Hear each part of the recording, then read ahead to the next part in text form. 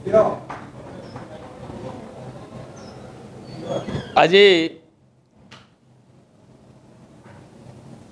स्वतंत्र ओडिशा प्रदेश गठन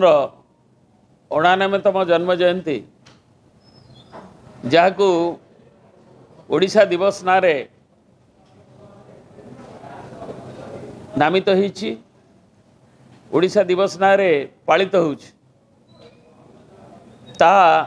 आज आम राज्य सभापति श्रीयुक्त नवीन पट्टनायक उपस्थित रे राज्य कार्यालय अनुष्ठित हो एवं ओडिशा रे मध्य विभिन्न निर्वाचन मंडली रे आमर बरपुत्र ओडिशा जननीर एवं स्वाधीनता संग्राम महान रथींकर प्रतिमूर्ति रे फटचित्र रे माल्यार्पण सहित स्वतंत्र ओडिशा प्रदेश जो 36 मसीह जो आमको अविस्मरणीय दिन एप्रिल 1 ताकू पालन करा जाउछि। एवं आज शंख भवन रे कार्यक्रम रे अन्य मानकर अभिभाषण वक्तव्य सहित विशिष्ट भाषाविद संस्कृतिविद जे कि प्रथमे भाषा विभाग जहाँकर अधीन रे सारा भारत रे कार्यक्रम नहीं थिला। मैसूर भाषा संस्थान जो 2 दशंधि धरी नेतृत्व नहीं थिले एवं जे ओडिशा को आमर जो प्राचीन भाषा को शास्त्रीय मान्यता दवापाई जहाँकर जे कि से जो भित्तिपत्र होता तार जे स्थपति थिले अग्रणी स्थपति डॉक्टर देवी प्रसन्न पट्टनायक तांकू एवं तांको सांगरे डॉक्टर दिनेश षडंगी झारखंड 2000 मसीह जे मुख्यमंत्री थिले स्वास्थ्य मंत्री थिले तांकर विच्छिन्नांचल ओडिया भाषाभाषी जो कार्यक्रम नहीं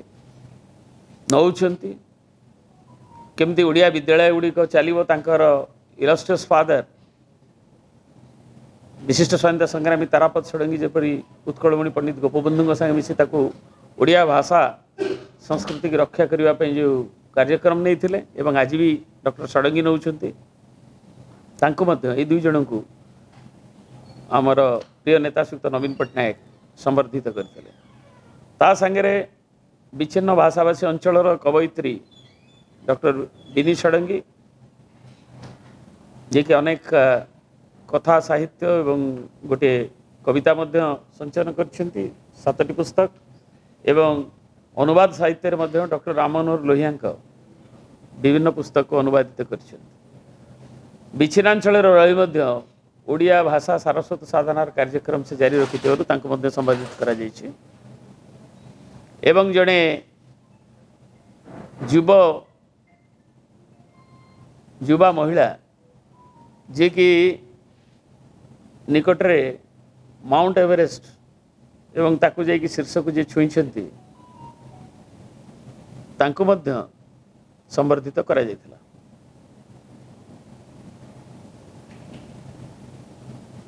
तेणु ए प्रत्येक ओडियांक पई ओडिशावासींक पई ए जो महार्घ दिन एथिरे जोग दैथिबा समस्त को एवं गणमाध्यम प्रतिनिधि समस्त को विजु जनता दल तरफ धन्यवाद अर्पण।